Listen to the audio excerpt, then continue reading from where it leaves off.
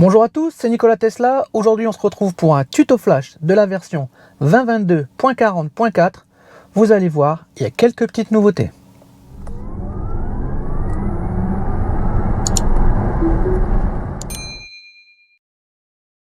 Alors, dans cette mise à jour, comme vous le voyez, il y a 3 points principaux, mais c'est parce qu'on est en France.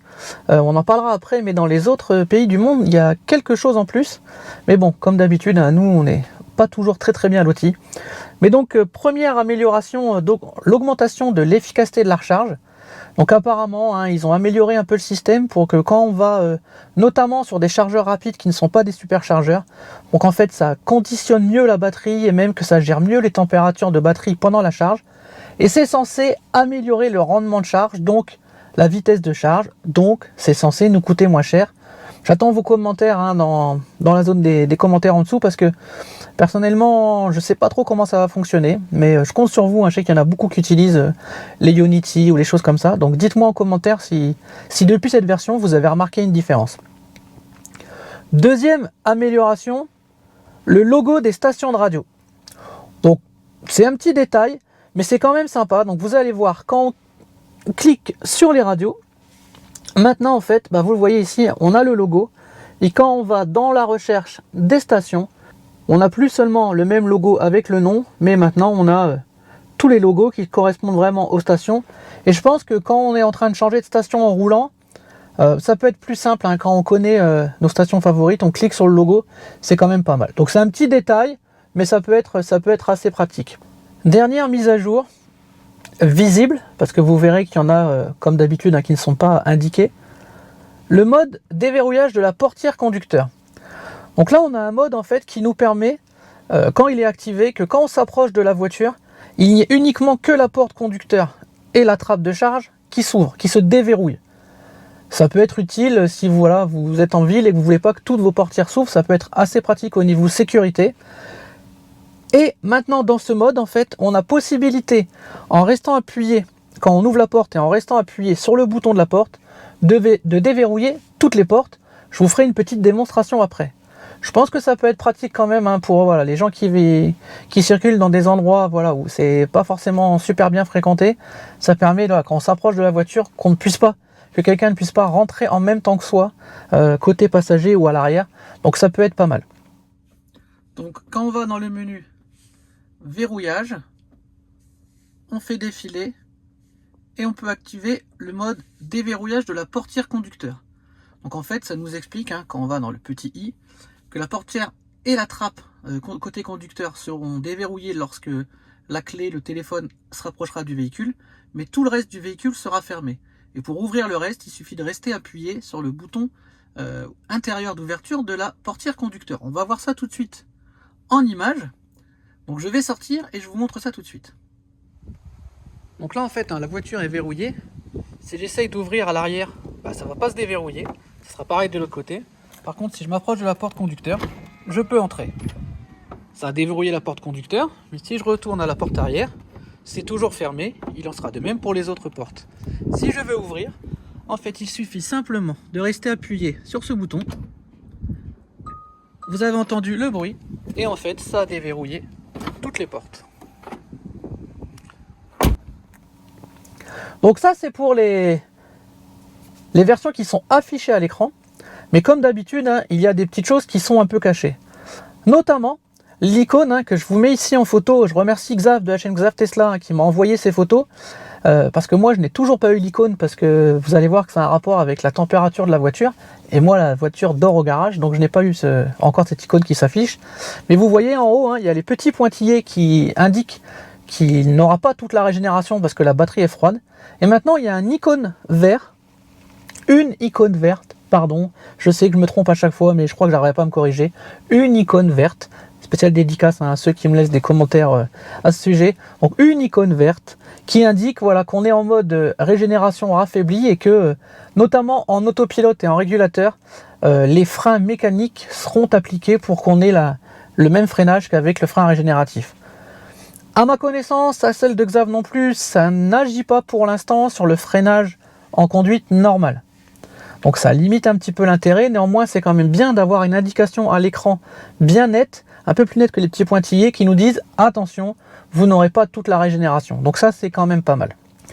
Autre petite nouveauté, mais je crois qu'elle a été présente dans la mise à jour précédente, mais j'en avais pas parlé, c'est que maintenant, en fait, quand on va dans le menu autopilote, vous voyez ici, on a un petit onglet en fait qui nous indique qu'avec les Tesla Tutorials, on peut avoir des indications. Alors, ça sera toujours moins bien qu'avec les tutos de Nico.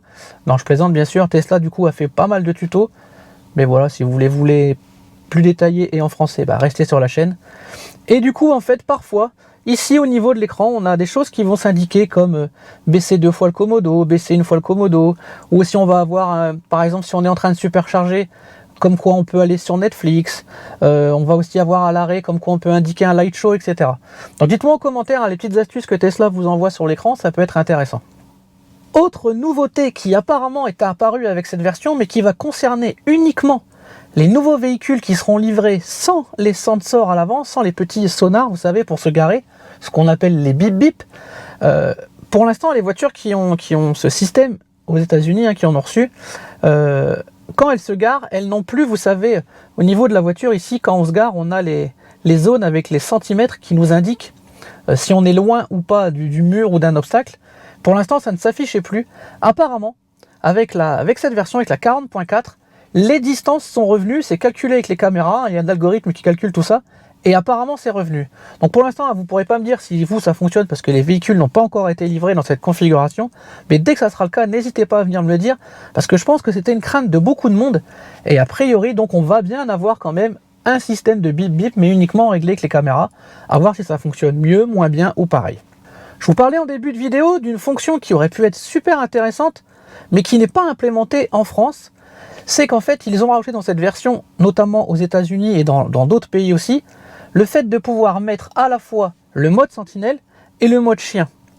Donc, vous allez me dire à quoi ça sert ? Bah, ça sert tout simplement à pouvoir quand même que la voiture soit surveillée, même avec son animal à l'intérieur. Il y en a même qui utilisent le mode chien pour autre chose que les animaux, par exemple, quand ils sont un petit peu en mode camping ou des choses comme ça, ils préfèrent mettre le mode chien que le mode camping, ça dépend.